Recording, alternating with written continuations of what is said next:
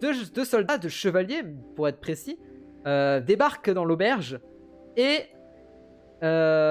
entourent Ricolda et clament: Ricolda Enguerrand, vous êtes convoqué par le roi pour une mission prioritaire. Ils tendent un parchemin scellé avec un sceau qui semble bien réel. Et Ricolda a fait la fête la nuit. Elle se réveille difficilement, elle n'est pas plus habituée par ce genre de réveil, les réveils un peu musclés que l'on vit lorsqu'on fait partie des paladins, de la confrérie des paladins. Et elle va tenter de... Elle est quand même méfiante parce que elle se fait réveiller de bon matin par des paladins qu'elle n'a pas commandés. Et elle va tenter de savoir si ce sont des vrais paladins ou non. Si elle les reconnaît, tout simplement. Donc pour cela, elle va faire un test d'intelligence. Elle possède 10 d'intelligence. On va lui donner ses 2 points de bonus en perception. Et c'est parti. Ricolda reconnaît parfaitement les deux paladins en face d'elle. Il s'agit de paladins qui sont bien plus âgés qu'elle, qui ont fait sa formation avant elle, qui lui ont servi probablement d'instructeur avant, qui lui ont appris des techniques. Elle s'est entraînée avec eux, elle les connaît, elle les reconnaît et elle prend la missive qui lui est tendue par ces fameux soldats et la lit. Sur le parchemin est écrit la chose suivante.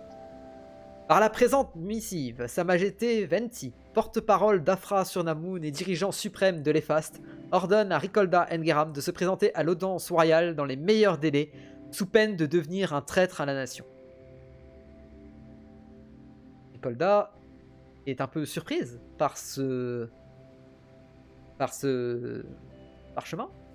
C'est très rare de recevoir des missives de la part du roi, surtout quand on ne fait pas partie de la haute sphère politique, et encore moins lorsqu'on est un paladin qui n'a pas terminé sa formation. C'est très rare. Et la sanction qui est prononcée derrière, le fait de devenir un traître à la nation, provoque des frissons à Ricolda. Elle ne se sent pas de refuser cette invitation, même si ce n'est pas ce qui lui plaît et ce n'est pas ce qu'elle a envie de faire là tout de suite maintenant. Et elle commence à discuter avec les paladins. Elle leur dit écoutez, je sais qu'il est tôt, je sais que c'est pas ce que vous aviez prévu. J'ai 2 compagnons avec moi. Il faut qu'ils m'accompagnent. Laissez-moi récupérer mes affaires et récupérer mes compagnons et on se met en route. Il n'y a pas de problème. Je sais qui vous êtes, je vous reconnais. Je sais que vous n'avez pas de piège à me tendre, donc j'arrive. On va arriver ensemble.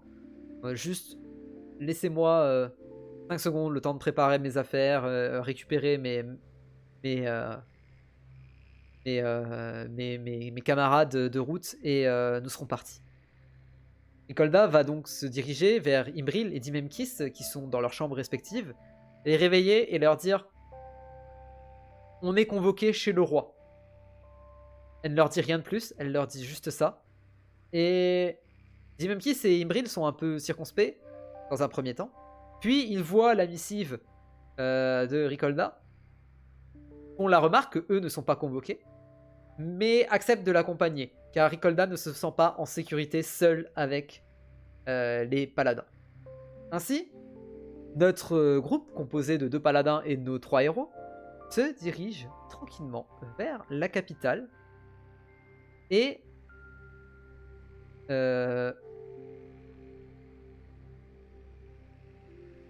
dirige tranquillement vers la capitale. Alors j'essaye de trouver Ricolda parce que je ne la vois pas. Alors il faudrait que je trouve le cheval. Voilà, ça fait longtemps qu'on n'a pas vu le cheval. Attendez, je mets ça en place tranquillement. Hop là. On a une mini communauté de l'anneau. Très légère.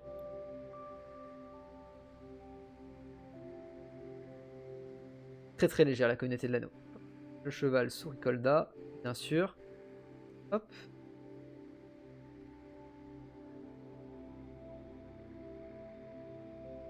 Dimemkis et Imbril qui arrivent côté.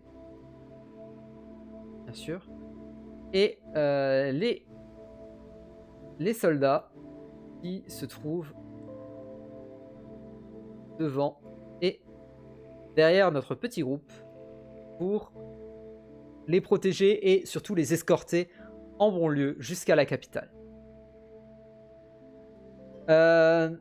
Pendant cette discussion, pendant cette marche, pardon, Ricolda discute avec le paladin qui se trouve devant elle et tente d'obtenir des informations. Est-ce qu'il sait pourquoi elle est convoquée, ce genre de choses. Malheureusement, le paladin ne sait rien. Tout ce qu'il lui apprend, il lui dit, écoutez, moi on m'a donné ce parchemin, on m'a dit, tu as très peu de temps pour trouver Ricolda, Engeram, et lui apporter ce parchemin. Fais vite. J'ai donc espionné, enfin j'ai donc demandé à beaucoup de villages si vous avez vu passer récemment. J'ai fini par remonter jusqu'à vous. Ça n'a pas été un chemin facile, mais on y est arrivé, on a réussi à vous trouver, et finalement c'est peut-être la meilleure des choses. Donc du coup, nos personnages avancent tranquillement. Ils avancent tranquillement sur le chemin, quand tout à coup,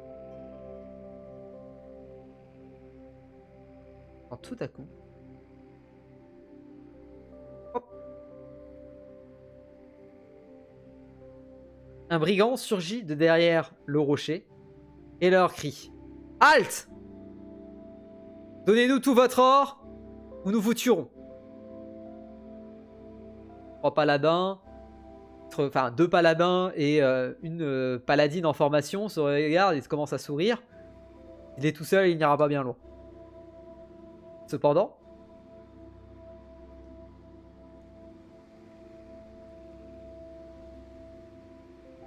trois autres brigands arrivent et encerclent notre groupe.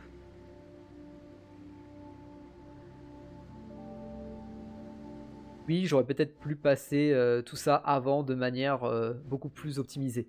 Peut-être.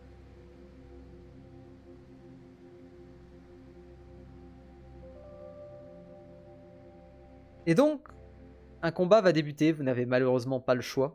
Les brigands sont déterminés à vous faire la peau si vous ne leur donnez pas tout votre or, tout votre équipement, tout ce qui peut les intéresser. Un paladin ne refuse jamais un combat. Ce n'est pas loyal. Il ne doit pas laisser passer des incivilités. Et donc les 2 paladins qui vous accompagnent commencent à engager le combat. Cependant, comme au début de chaque combat, vous allez devoir choisir la stratégie de combat qui va s'appliquer à nos 3 héros. Quand je dis nos 3 héros, je parle de Ricolda, Imbril et Dimemkis. Ce choix n'affectera pas les 2 paladins. Je précise par ailleurs que je jouerai les 2 paladins. Voilà. Du coup, vous avez le choix. Est-ce que vous choisissez une posture offensive pour maximiser les dégâts? Il ne s'agit que finalement de 4 brigands dont vous allez vite vous débarrasser. Est-ce qu'il s'agit... Vous allez choisir plutôt une posture défensive pour vous prémunir des coups? Ou est-ce que vous allez plutôt observer la scène afin de mieux préparer le combat? Pour l'instant, vous choisissez plutôt une posture offensive qui peut se comprendre. Ce sont quand même des brigands, ce n'est pas n'importe qui. Des brigands qui savent se battre, mine de rien. Qui sont habiles, un minimum, de leurs mains. Et qui vont peut-être vous poser plus de problèmes que 5 malheureux gobelins. Pour l'instant, vous avez choisi à l'unanimité de faire une stratégie de combat offensif pour maximiser vos dégâts. Je rappelle que vous pouvez choisir une posture défensive qui va permettre à vos héros d'esquiver une attaque ou pouvez également choisir une posture observatrice qui va favoriser la magie et également vous permettre d'observer le combat et d'avoir un avantage au tour suivant. Pour l'instant, il reste 1 minute 30. Vous êtes full offensif. C'est une stratégie de dégâts que vous choisissez. Pourquoi pas, après tout.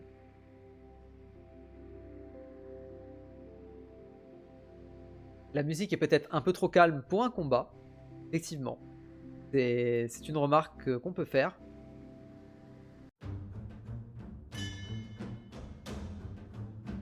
Le combat s'engage. Il vous reste peu de temps pour choisir votre posture. Pour l'instant, vous choisissez une posture offensive pour tous vos personnages. Et voilà, c'est mieux. Ah, voilà, il manquait quelque chose. Il manquait un petit quelque chose, là. Voilà. Là, c'est bon. Là, on est bon. Là, on est incroyable.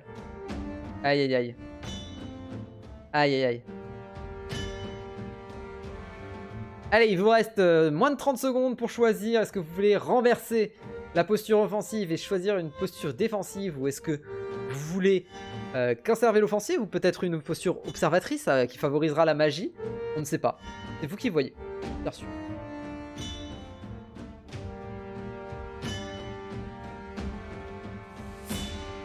Le choix est fait. Vous avez choisi une posture complètement offensive. Vous maximiserez donc vos dégâts. Alors la musique est peut-être un peu forte. On va diminuer un petit peu. Voilà. C'est mieux. On pourrait même encore descendre un petit peu. C'est mon avis. Voilà. Hop là.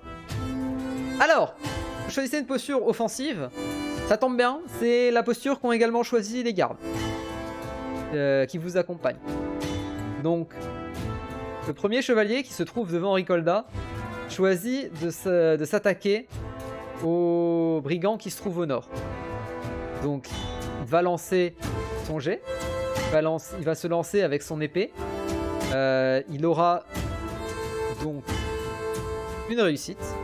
Il commence à attaquer le brigand qui se dirigeait également vers lui.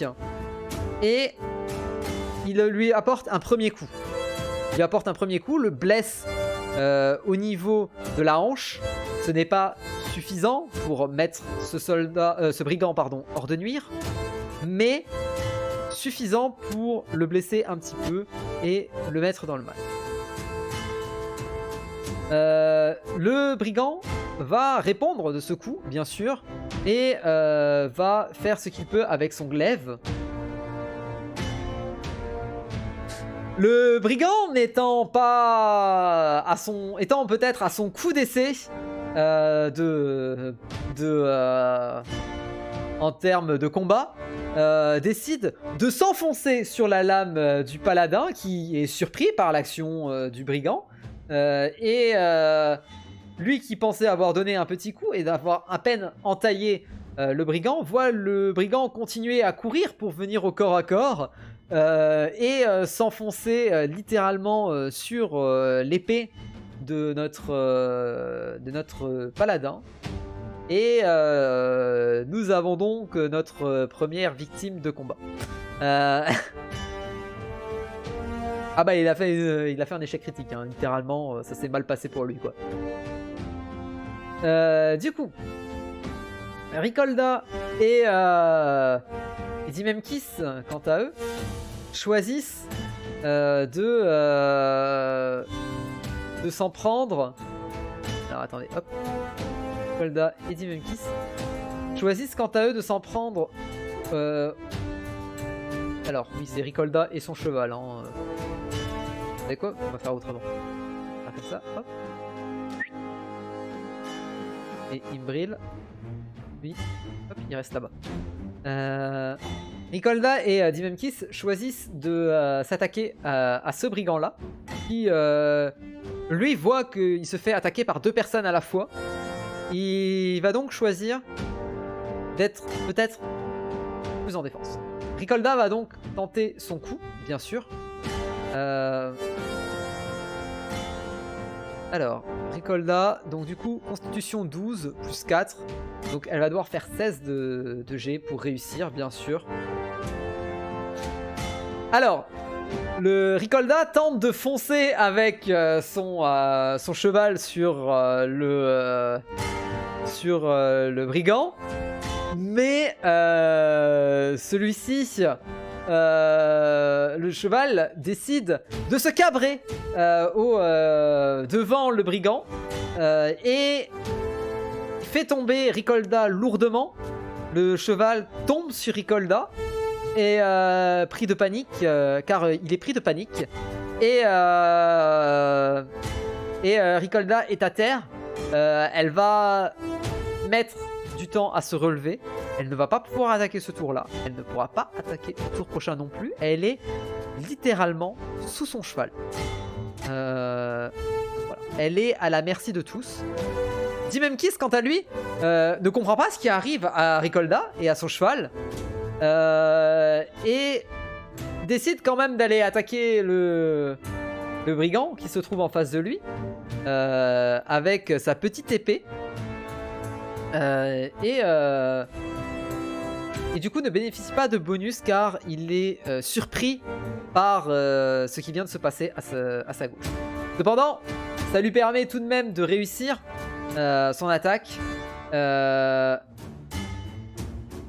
lui permet de réussir son attaque et de profiter de l'étonnement général pour toucher le brigand qui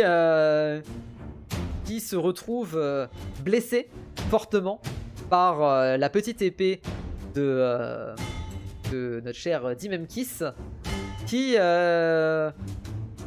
le brigand se retrouve à avoir l'épaule, enfin le bras légèrement entaillé.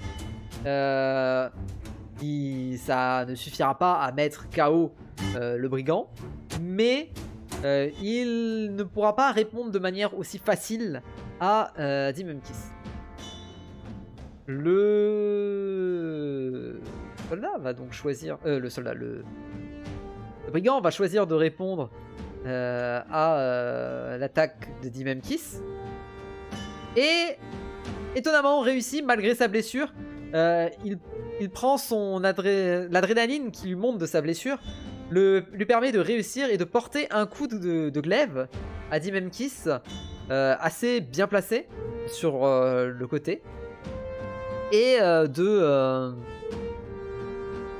s'en sortir de manière plutôt honnête. Le deuxième paladin qui se trouve ici va choisir d'attaquer le brigand qui se trouve derrière lui et va foncer dans le tas, littéralement, comme son coéquipier. Il réussit très bien son jet, il élimine directement le deuxième brigand. Il lui pose absolument aucun souci. Il a l'habitude de faire ce genre de manœuvre et d'éliminer ses ennemis directement. C'est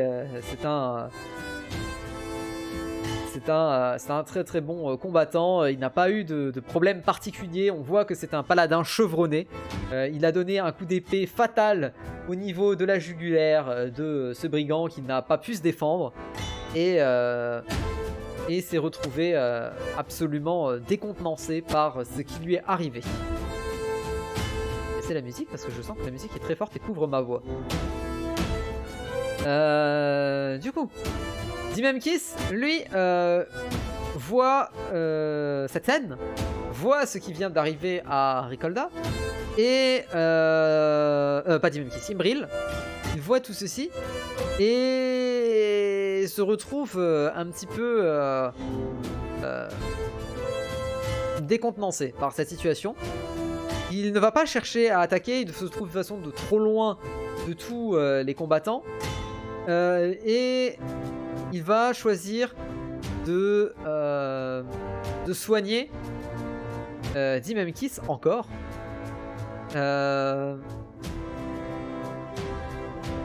Et donc pour cela il va faire un jet de magie donc à 17.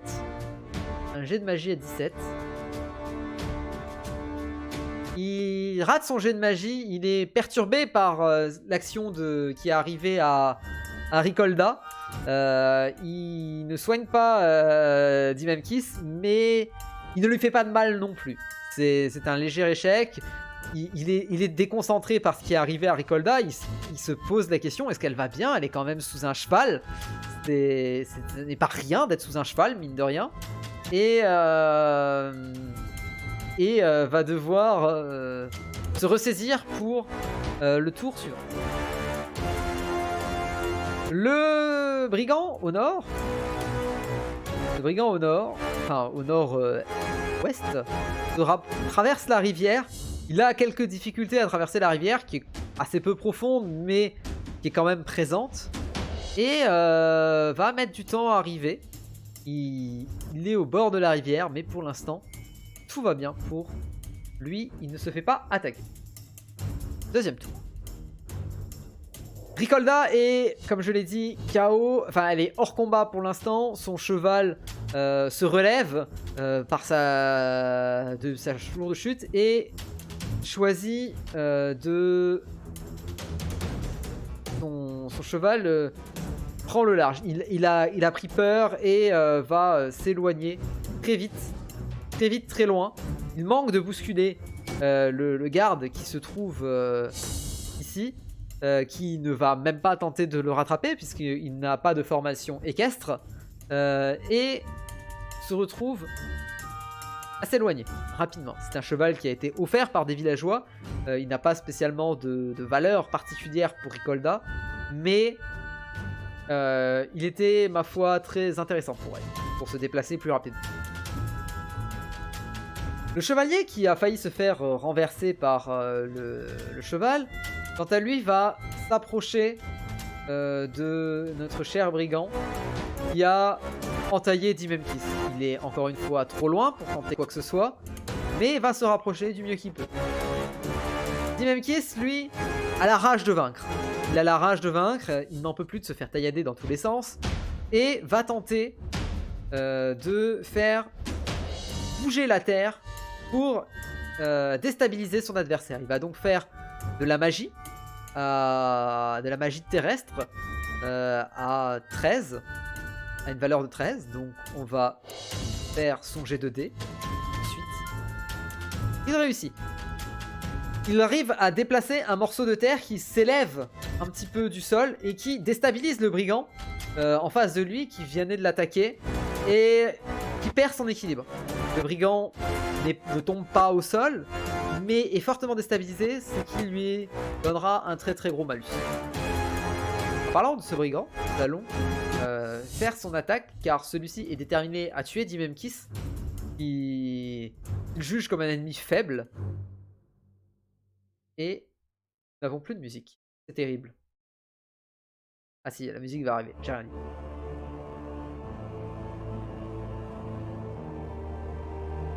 Le brigand est très déstabilisé par la magie terrestre de Dimemkis et s'effondre littéralement au sol. Il n'est pas sonné, mais il n'est pas en position avantageuse pour la suite du combat. Il ne pourra pas se défendre, quoi qu'il arrive. Il ne pourra pas attaquer de manière forte. Il ne pourra à peine toucher, faire peut-être peur à Dimemkis, à Ricolda et au chevalier qui arrive. Notre deuxième paladin qui se trouve ici au sud et qui a littéralement one shot un brigand va s'approcher du brigand qui arrive dans la rivière pour protéger Imbril et va lui asséner un coup pendant que celui-ci est encore dans l'eau, en train de sortir de l'eau et qu'il a quelques difficultés, je dirais, à sortir de l'eau parce qu'il y a le courant notamment de la rivière, même si celui-ci n'est pas très fort. Notre paladin arrive près de de notre brigand, mais celui-ci est peut-être encore légèrement loin pour avoir une attaque précise et réussie. Cependant, il a réussi à faire peur au brigand. Et le brigand, déjà ralenti par la rivière, va peut-être avoir plus de mal à l'attaquer. Nous allons faire pour lancer. Le brigand n'est nullement impressionné par la tentative du paladin et lui assène un violent coup d'épée dans une des petites interstices de son armure et blesse le paladin. Il lui annonce même un « C'est pour mon frère !» Il a vu se faire tuer devant lui. Le chevalier est blessé légèrement. Ça ne l'empêche pas de continuer à se battre, mais il va avoir quelques difficultés.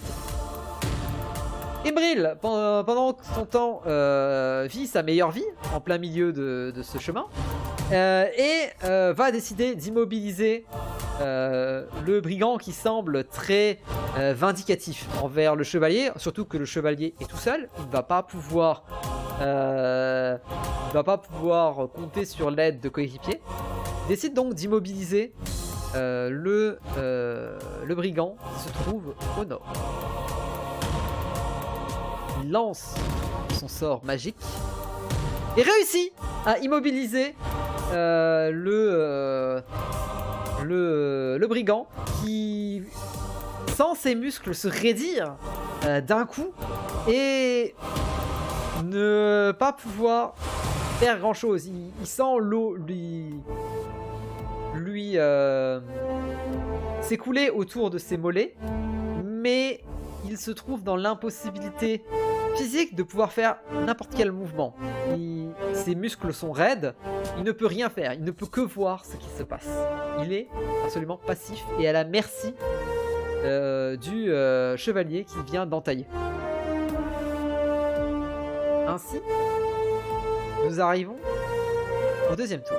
Un personnage va pouvoir changer de posture entre Ricolda, Imbril et Dimemkis, mais lequel?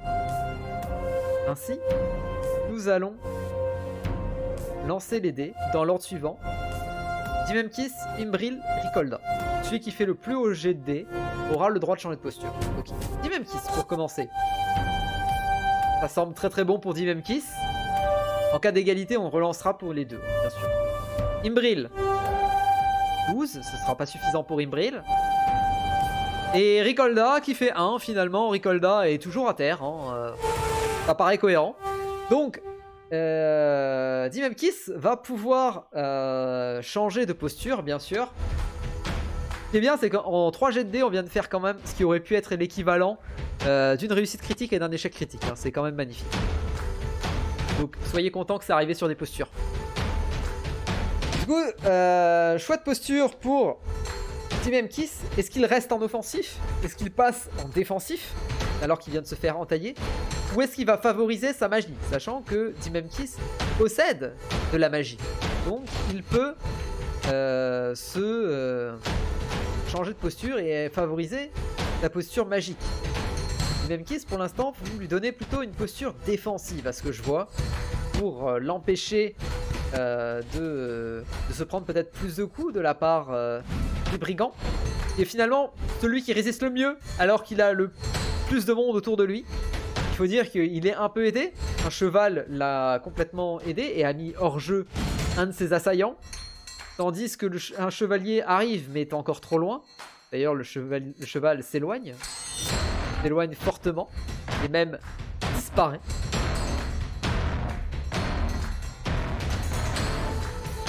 Tandis que le chevalier arrive. Il voit le chevalier arriver et le chevalier est déterminé. Le chevalier va faire son œuvre, littéralement, mais attention à lui. Pour l'instant, nous avons une unanimité sur la posture défensive. À vous de choisir encore. Il reste 1 minute 30. Bien sûr, c'est vous qui voyez. Et moi, je vais me chercher un verre d'eau en attendant. Parce que je n'ai plus d'eau. J'ai encore de l'eau. Ah non, j'ai plus d'eau et mon verre est vide. Donc je vais me chercher de l'eau, je reviens. Là, le sondage sera terminé, je pense. Voyez, c'est bien, n'oubliez pas, offensif, plus de dégâts. Défensif, possibilité de se défendre. Et observation, le droit d'avoir de meilleurs dégâts magiques, de la meilleure utilisation de la magie. Et surtout, de prendre des informations du combat, qui est déjà bien entamé.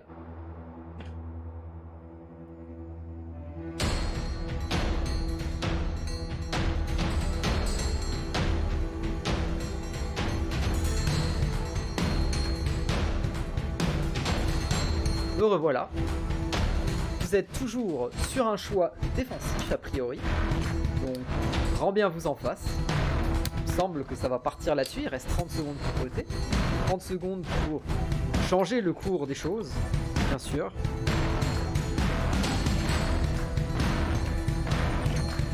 À vous de voir. Et vous choisissez.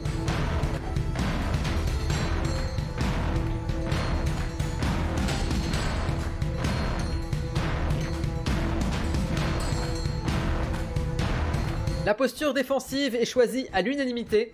Dimemkis pourra donc esquiver une attaque de la part du brigand.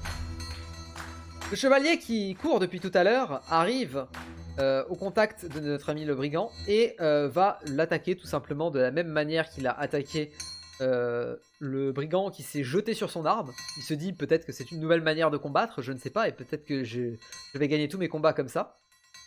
Il réussit un jet critique qui va... il va réussir un bon jet qui va lui permettre de fracasser le soldat en face, qui va littéralement... Enfin, le brigand en face, qui va littéralement s'effondrer sous le poids de l'épée. Et on entend les os craquer sous le coup d'épée. Il reste donc un soldat. Ricolda... il reste donc, pardon, un brigand.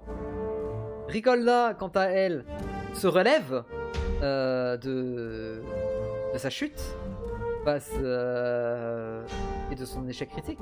Elle est encore ankylosée. Elle n'est pas souffrante, elle n'a pas de blessure cachée, mais sa condition physique est amoindrie temporairement. Elle va quand même tenter de se relever pour se diriger vers le dernier brigand et protéger Imbril notamment, mais elle y va très très lentement.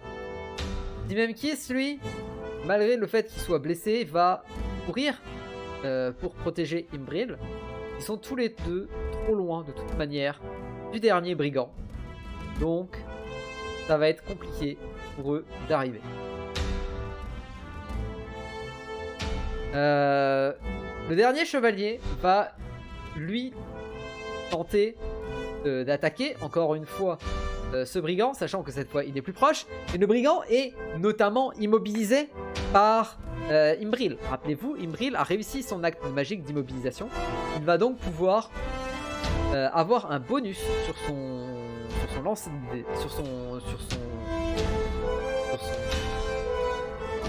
son attaque pour réussir cette attaque. L'attaque est parfaite. Le fait que le brigand ne puisse pas bouger facilite grandement les choses au chevalier. Et on entend de la même manière que pour l'autre brigand un crack au niveau du cou. Et il en est terminé de ce brigand là qui se retrouve décédé. Notre groupe a vaincu Notre groupe a vaincu les brigands. Peut-être un peu trop. Peut-être un peu trop. Parfait. Notre groupe de brigands, notre groupe de héros a vaincu les brigands. Félicitations, vous avez remporté votre deuxième combat. Peut-être grâce à l'appui énorme de chevaliers qui ont terminé pour vous les 4 brigands.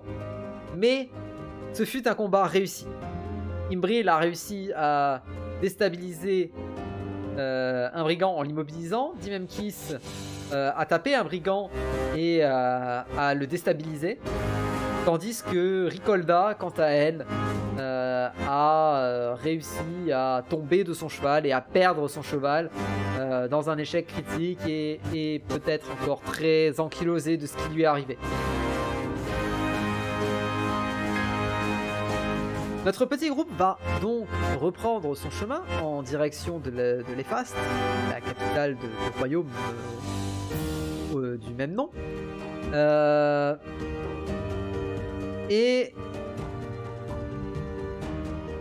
vous arrivez donc dans l'Efast. Vous arrivez dans l'Efast, bien sûr. Attendez.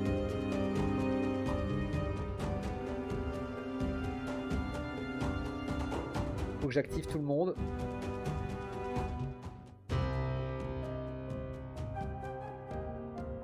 On dirait une ville un peu morte.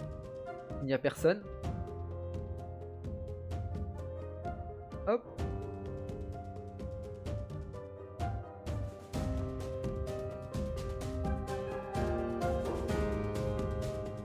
Non, mais c'est pas les marchands que je veux passer.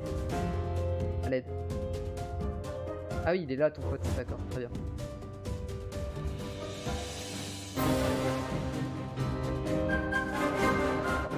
Moi je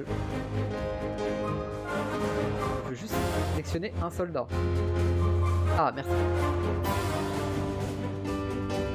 Excusez-moi, hein, je fais les manips sur la map. Tout va bien. Ne vous inquiétez pas, tout va très très bien.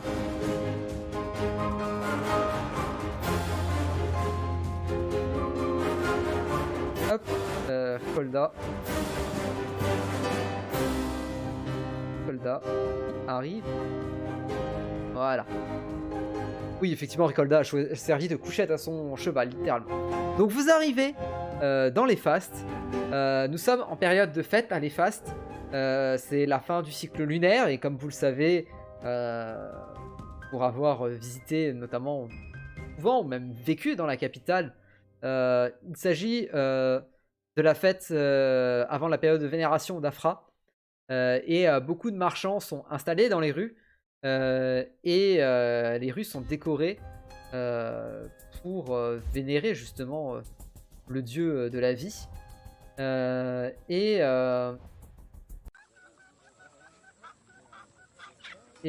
Du coup, vous voyez également une prison qui est installée en plein milieu de la place, dans laquelle se trouvent notamment des coupables de crimes et de hauts délits qui seront punis lors de la célébration d'Afra, qui seront envoyés sur la galère, qui sera envoyés sur la mer intérieure et qui ira très certainement couler au milieu de la mer intérieure ou qui s'écrasera tout simplement face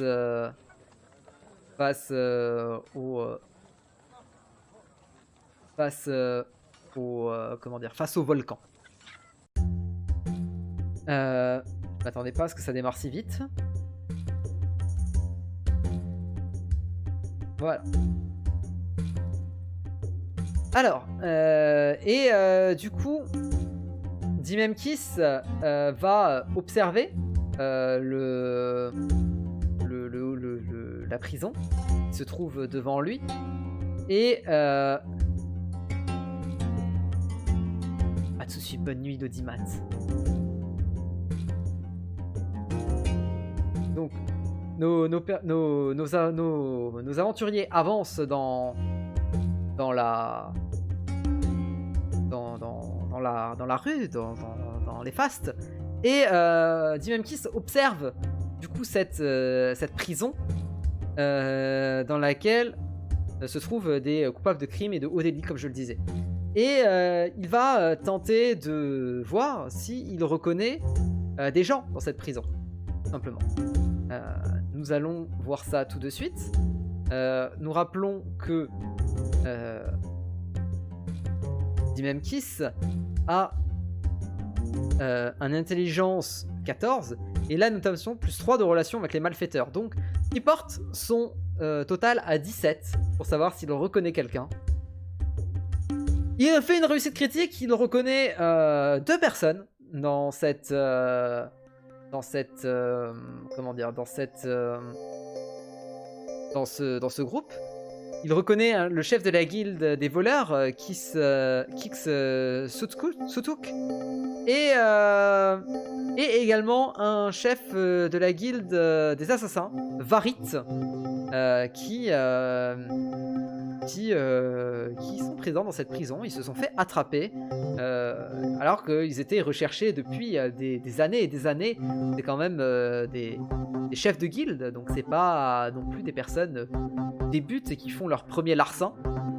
Voilà. Donc, Dimemkis, pour l'instant, prend l'information qu'il connaît des gens dans cette prison, mais ne décide ne rien faire pour l'instant. Et notre petit groupe se dirige tranquillement au château.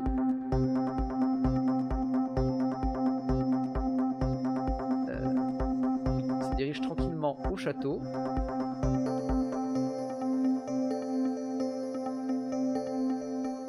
Voilà.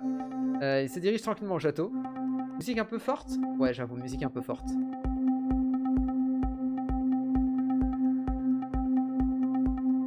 Musique qui devrait être beaucoup mieux.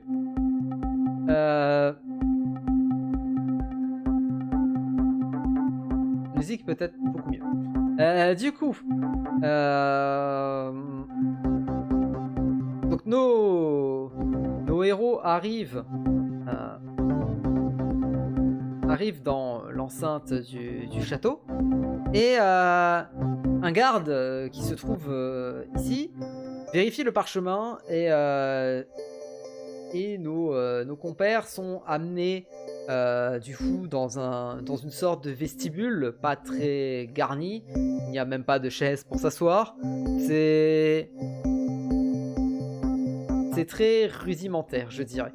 Et ils sont introduits dans ce vestibule et attendent.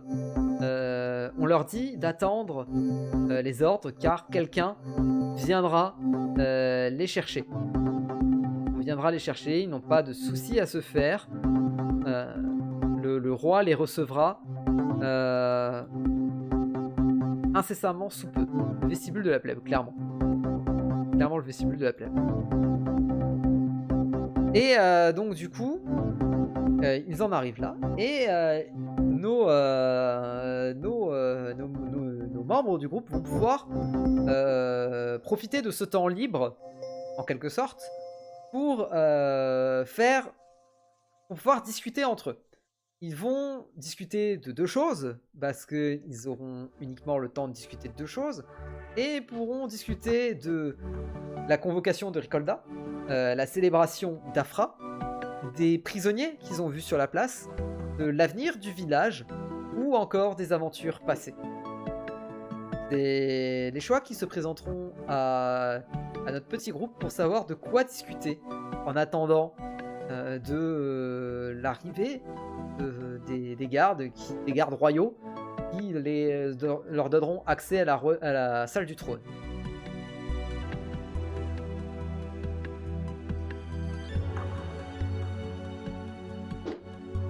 Le sondage est là. Vous avez 3 minutes pour choisir quel sujet vous voulez évoquer, sachant que les 2 premiers sujets seront forcément évoqués. S'il y a une égalité entre 3 sujets, seul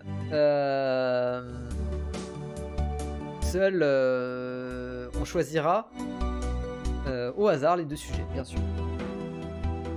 Ah, super l'accueil. Ah bah l'accueil est compliqué, hein. C'est un royaume riche mais qui fait si peu. Donc pour l'instant vous choisissez de choisir la convocation de Ricolda ainsi que les prisonniers que vous trouvez sur la place. Vous avez vu sur la place. Tout le monde les a vus. Même qui les a reconnus, mais il n'en a pas fait part à quelqu'un. Il va peut-être garder ça pour lui. Et parce que c'est pas forcément bonne relation d'évoquer à une ex-paladine que vous connaissez le chef de la guilde des assassins et le chef de la guilde des voleurs. C'est peut-être pas ce qu'il y a de mieux à faire, surtout quand vous êtes entouré de gardes royaux avec peu d'échappatoires. Mais on peut en parler, pas de soucis.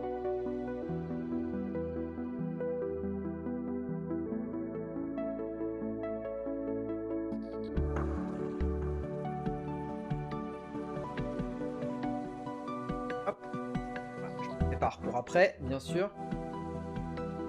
Ah, en vrai, on avance bien. On avance bien pour une première séance. On va pas se mentir, on avance très très bien. Donc pour l'instant, vous choisissez majoritairement la discussion à propos de la convocation de Ricolda et des prisonniers sur la place. C'est votre choix. Sera-t-il accepté dans quelques heures, dans quelques minutes? À vous de voir. Nous verrons.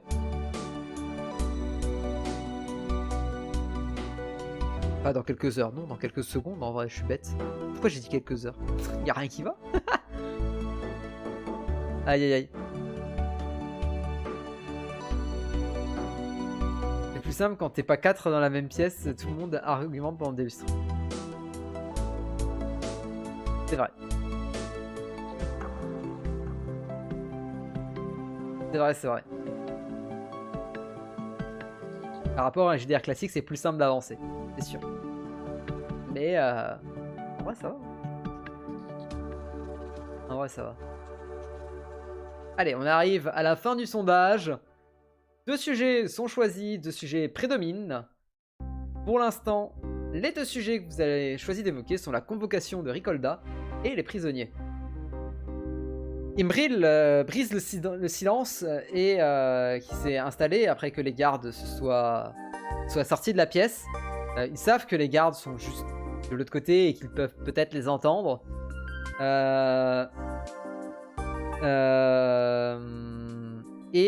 Du coup, Imbril brise le silence, comme je le disais, et dit à Ricolda: mais qu'est-ce qu'on fait ici au juste?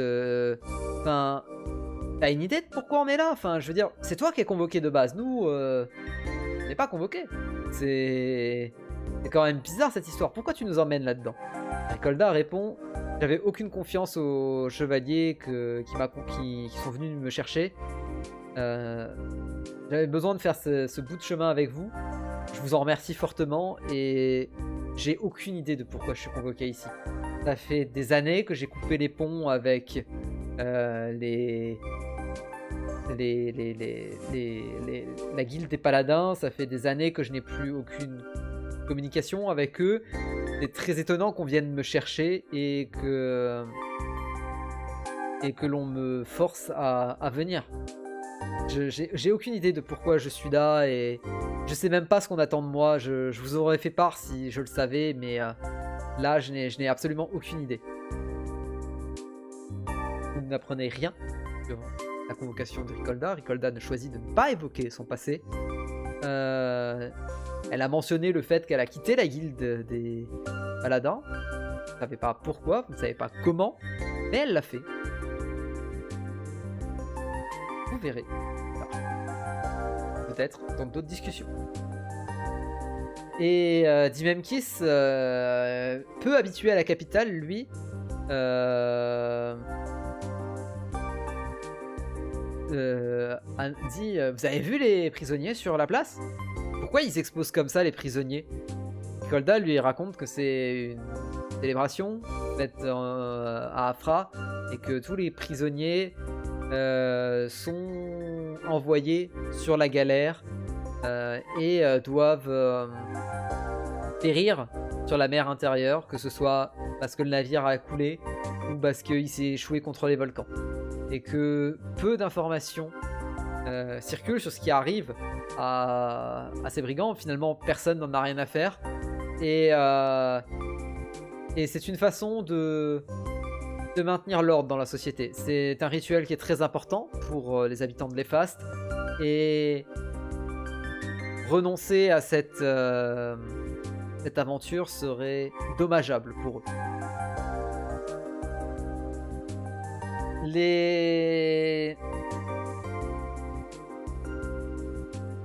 C'est à la fin de cette discussion que un garde entre dans la pièce et annonce: Ricolda Engeram est prié de se rendre dans la salle du trône.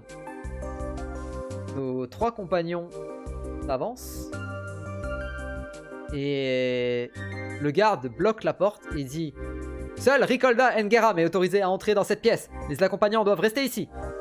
Ricolda rétorque. Je ne rentrerai pas s'ils ne viennent pas avec moi, que ce soit clair. Et en prononçant ce mot, elle va réaliser un jet d'intelligence pour savoir si elle réussit à convaincre ou non le garde. Donc c'est un jet de diplomatie. Donc ça va sur 11.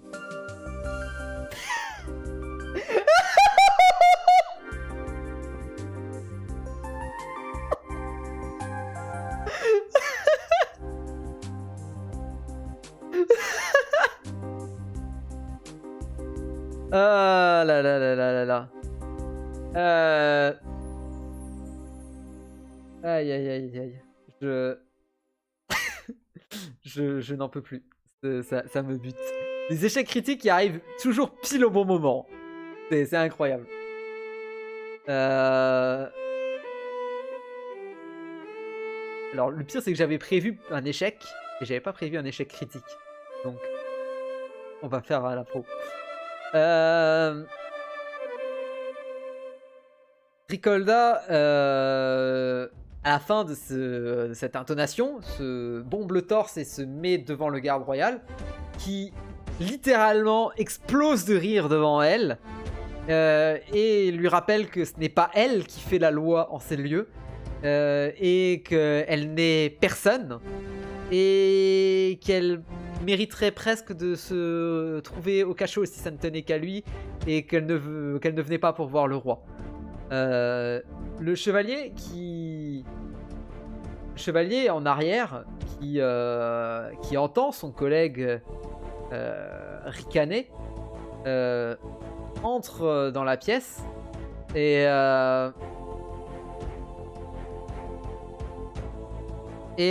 finit par demander: tout va bien ici? Son collègue lui répond: oui, juste quelqu'un qui croit qu'elle peut faire entrer n'importe qui dans la salle du trône. Rien de très alarmant. Il esquisse un sourire de son tour et d'un coup, son visage devient grave. Très grave. Il reconnaît Dimemkis. Et hurle: garde! Voleur dans le château! Immédiatement, les deux gardes qui étaient postés de l'autre côté de la porte rentrent dans la pièce. Et le quatrième garde rentre également, se saisissent de Dimemkis. Et Dimemkis est envoyé sans procès au cachot.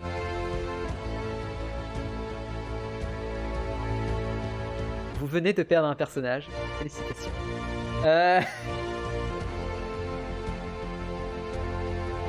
Le troisième garde, qui a rigolé fortement de l'intervention de Ricolda, finit par reprendre son sérieux et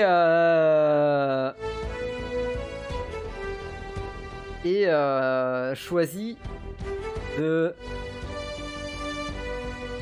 d'accompagner Ricolda dans la salle du trône.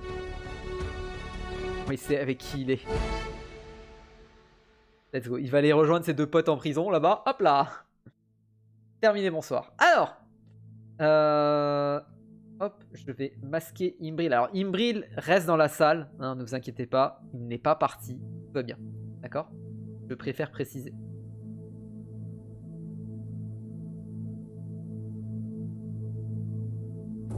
Hop. Ricolda est annoncé devant le trône. Et on voit sur le trône le roi Vesti qui est présent et qui dit: soyez la bienvenue, Ricolda Enguerrand, apprentie paladine. Et Ricolda s'agenouille, comme le veut la procédure, elle ne veut pas froisser le roi, sachant que la lettre la menace de traître à la nation, et sachant qu'elle est en plus dans la salle du trône. Il lui suffirait d'un mot déplacé pour venir avec Dimemkis au cachot. Donc elle ne moufte pas et attend d'être invitée à la parole.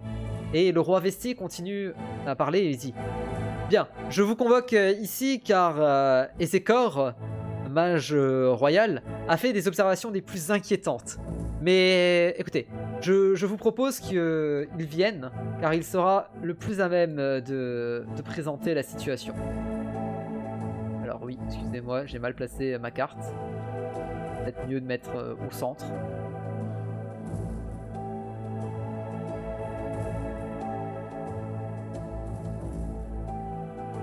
Ezekor, tu casses les pieds, merci. Alors, Ezekor arrive par une porte dérobée et se place à la gauche du roi, derrière un petit pupitre, et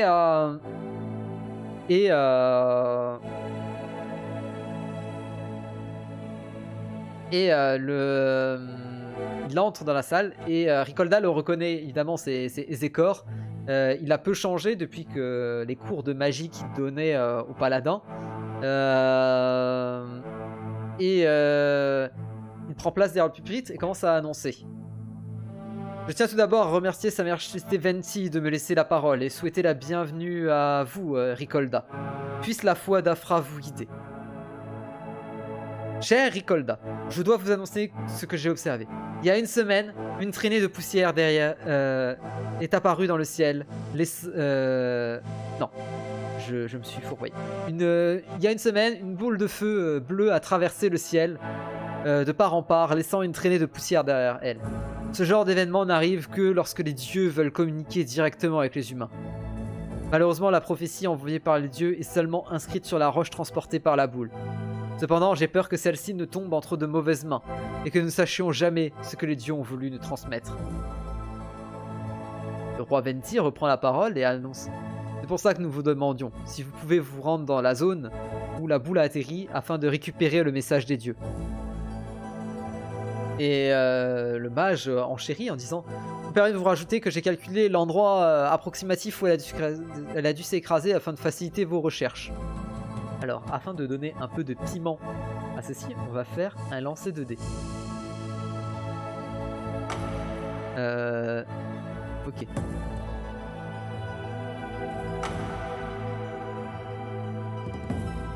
Ok. Il vous donne une carte avec un cercle qui est assez petit sur la carte, et il vous annonce, c'est certain qu'elle est dans cette zone. Le rond paraît suffisamment petit, je sais, mais ça ne sert à rien de chercher autour. Elle n'est pas tombée là, c'est pas possible. Elle n'est pas tombée ailleurs qu'ici, c'est pas possible. Elle aura peut-être été déplacée, mais ça, je n'en sais rien. Et enfin, c'est une grosse boule. Ça devrait être facile à trouver. C'est pas quelque chose qu'on croise tous les jours. Vous devrez y arriver sans trop de problèmes. Ricolda est quand même assez circonspect devant la mission, parce qu'il s'agit quand même d'une mission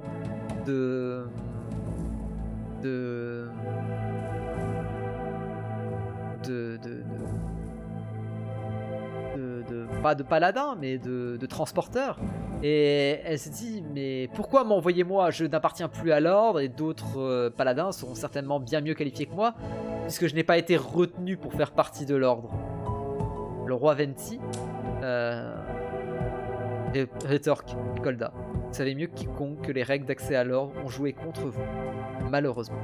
Mais vous n'êtes pas sans savoir que ces conditions d'accès spécifiques peuvent vous permettre de rejoindre l'ordre, et c'est pour ça que nous vous donnons cette mission.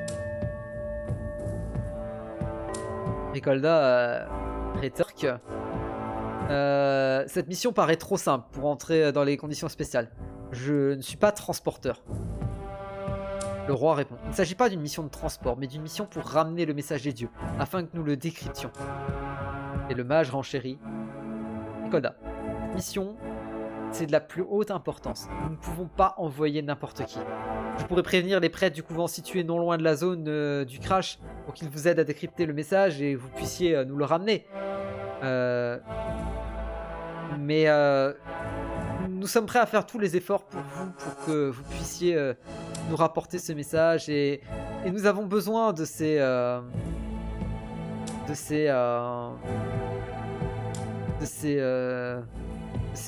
gens ici, de ce message ici pour le décrypter. Et Golda prend un peu de temps pour réfléchir et elle finit par se souvenir tous les sacrifices qu'elle a fait pour arriver à entrer dans l'apprentissage pour devenir paladine et la tristesse qu'elle a ressentie lorsqu'on lui a annoncé que ce n'était pas possible pour elle d'entrer dans cet ordre, et elle finit par accepter. Les formalités sont précisées, le roi lui remet en main propre une missive qui lui donne accès à beaucoup de lieux, qui lui donne la priorité, qui lui permet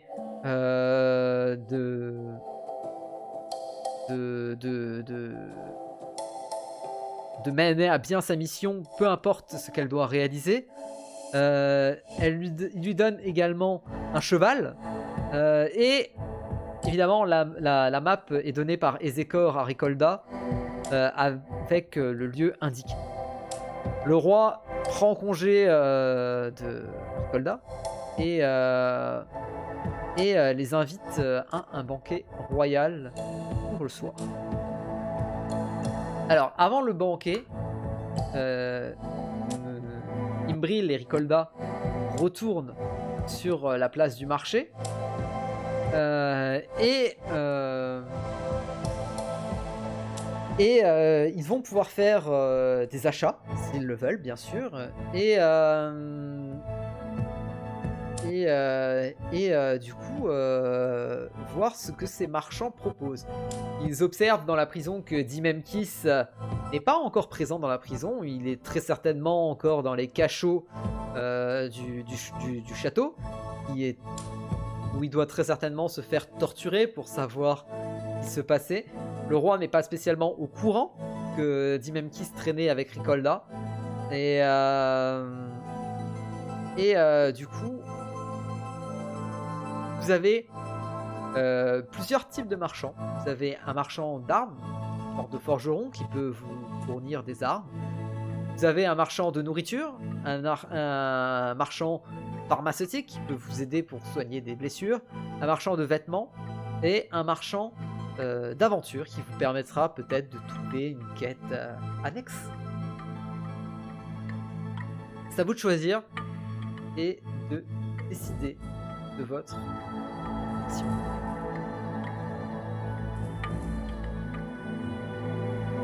Failli rajouter la cage au prisonnier pour le troll. Aïe aïe.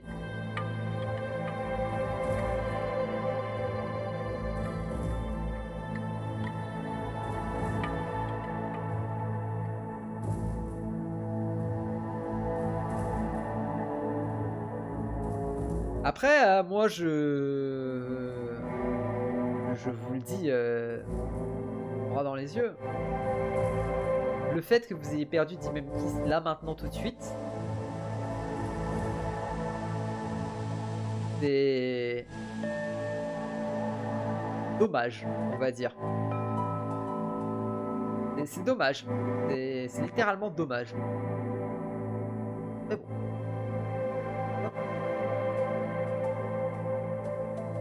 Donc pour l'instant, vous choisissez des armes et de la nourriture. Très bien. Ce sont les dés, c'est pas de notre faute. La loi des dés. La loi des dés, Audrey Game. La loi des dés. Il y a eu beaucoup d'échecs critiques ce soir. Terrible. Mais c'est la vie. C'est la vie, c'est la vie. À vous quand même faire 20. Bah j'avoue que c'était...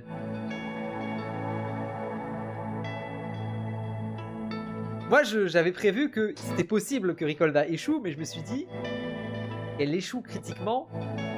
C'était un peu... C'est pas prévisible, pas à cet endroit-là. Mais du coup, elle a quand même échoué. Donc, de manière critique. Donc d'un coup, tout de suite, ça pose problème. Donc, vous pouvez choisir bien sûr hein, ce qui va se passer pour nos... D'ailleurs, on a un garde qui est dans la prison. Hop, devant la prison, ce sera mieux. Bonsoir Zip Zip. Oh, bonsoir. Toujours prévoir l'imprévisible dans les GDR. Ouais, c'est ça. Donc, vous avez perdu un personnage par malchance, je dirais, par bêtise de la part de certains. Et vous décidez, après cette mésaventure où vous perdez l'un de vos compagnons, de vous diriger vers le marchand d'armes.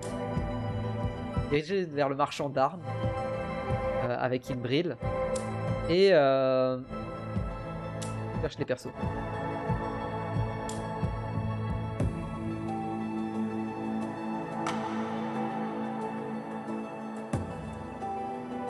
Et l'autre.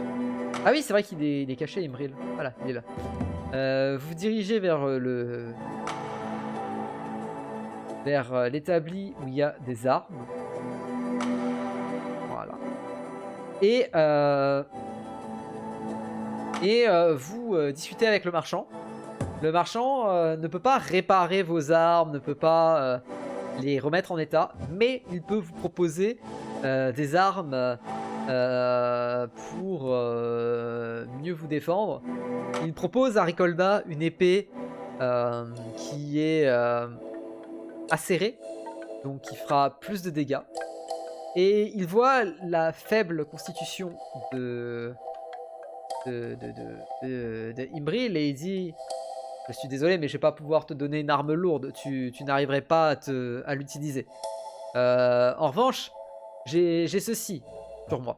C'est un arc, il a plutôt une bonne précision, il a déjà servi, je vais pas te le cacher, mais il est à toi. Je te donne aussi quelques flèches avec, en échange d'un peu d'argent bien sûr, mais voilà,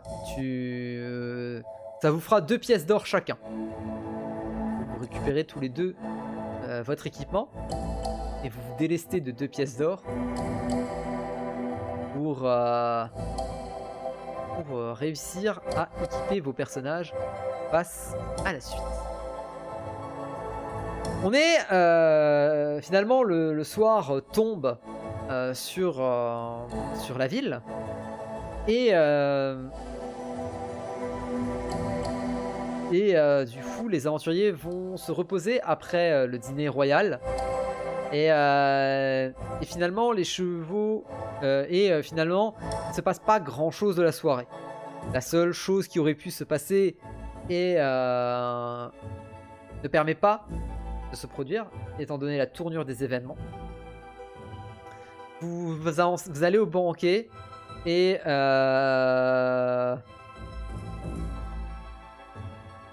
du coup le banquet se passe bien, vous vous reposez, vous êtes invité au château à vous reposer et vous vous réveillez d'un œil neuf. Vous vous réveillez avec toute votre vie, toute votre armure, toute votre santé mentale et vous décidez de partir.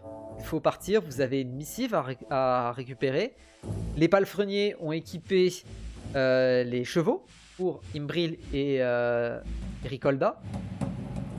Alors le problème c'est que j'ai qu'un seul cheval. Copier. Coller.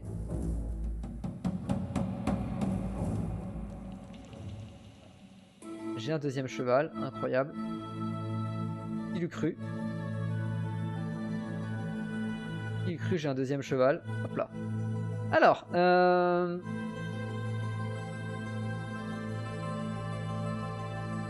Ricolda a son cheval, enfin Imbril a son cheval et le cheval. Alors attendez, il faut que je descende des persos, sinon je vais pas arriver à choper le cheval. Hop là. Le cheval de Ricolda, voilà. Hop là. Le cheval de Ricolda qui y arrive.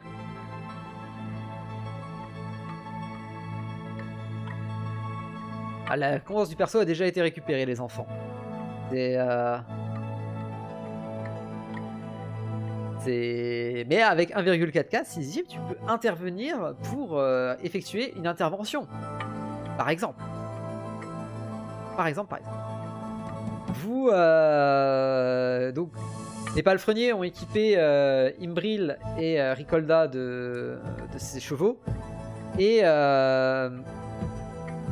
juste avant de partir, Ricolda voit un marchand qui lui fait signe. Et du coup, Ricolda le reconnaît vaguement, son visage lui semble familier. Et que choisit de faire Ricolda? Est-ce qu'elle va aller voir le marchand? Est-ce qu'elle va juste lui répondre d'un signe? Ou est-ce qu'elle va carrément l'ignorer?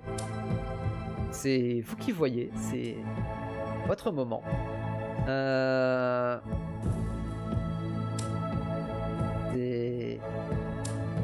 C'est votre choix.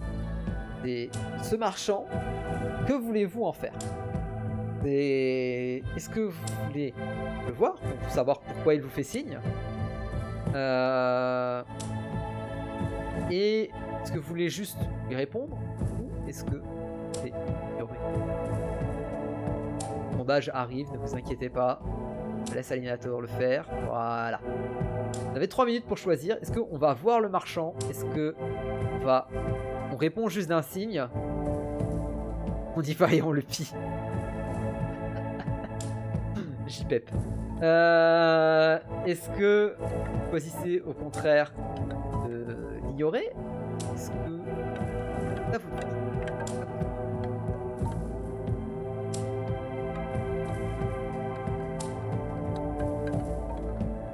On n'a plus grand chose à perdre. Il n'y a plus grand chose à perdre, peut-être. Vous verrez. Vous verrez ce que vous réserve la fin de l'histoire pour ce soir.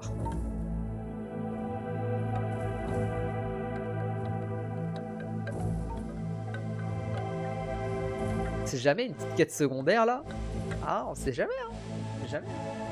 Vous avez déjà refusé la quête secondaire en allant vers les marchands de bonne aventure. Sans le man qui va avoir besoin de nous. Peut-être, peut-être pas, on ne sait pas. On ne sait pas. Pour l'instant, il a juste fait un signe de main. C'est rien, un signe de main.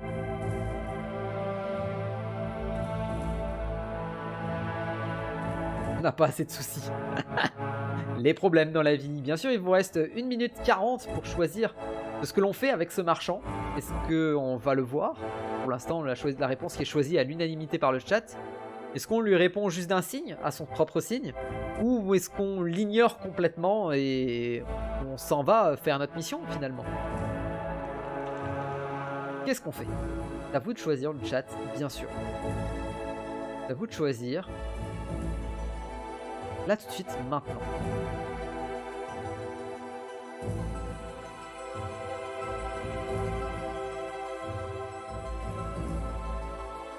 Soyons polis et allons le saluer et taper la Cosette. Alors, on va voir, hein. On va voir.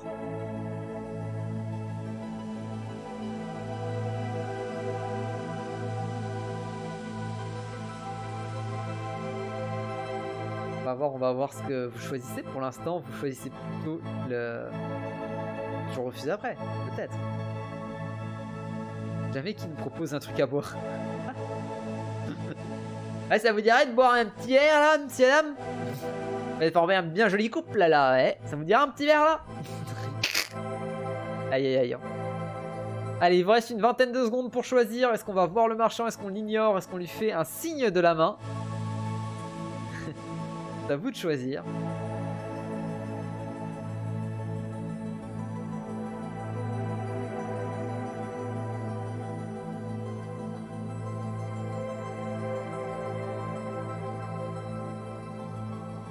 Et vous allez voir le marchand. Alors, Ricolda s'approche du marchand en question.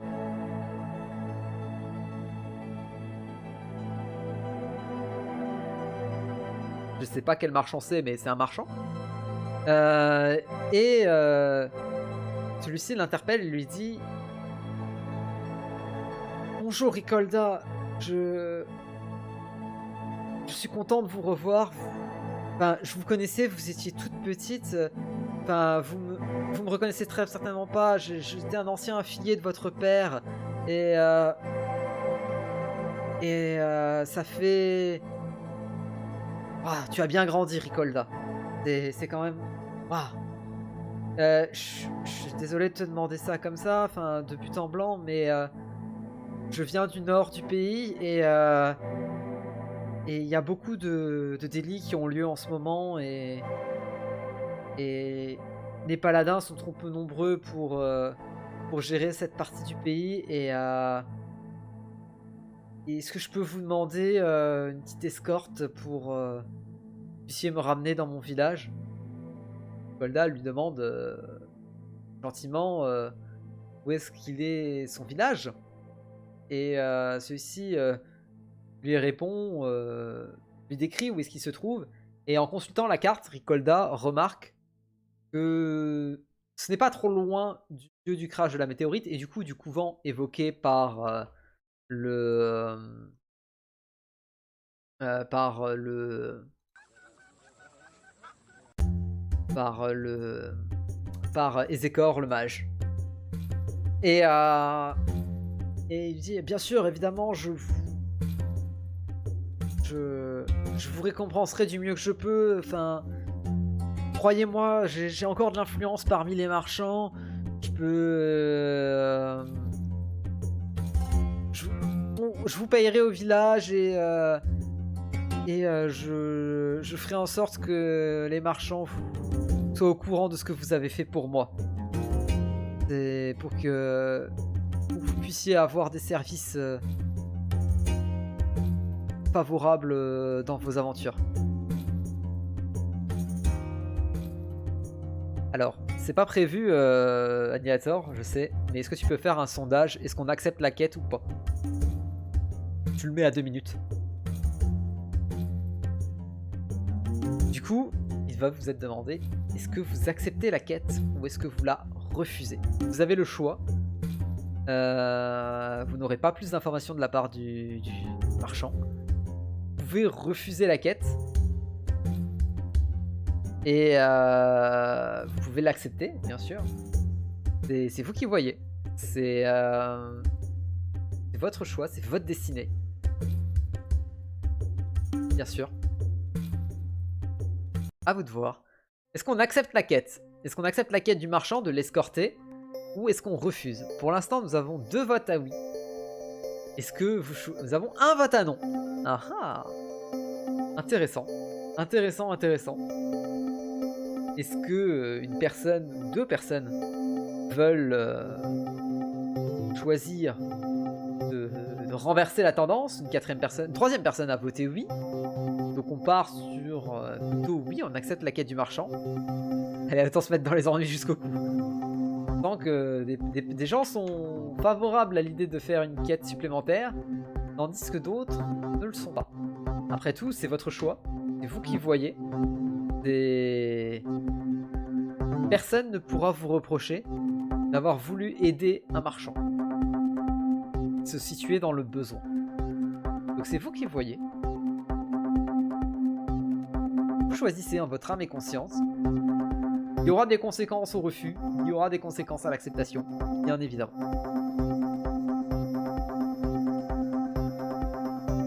C'est pas un gros détour. C'est vrai que ce n'est pas un gros détour. C'est important de le mentionner. Je l'ai dit. Donc, voilà. C'est bien de le redire, évidemment.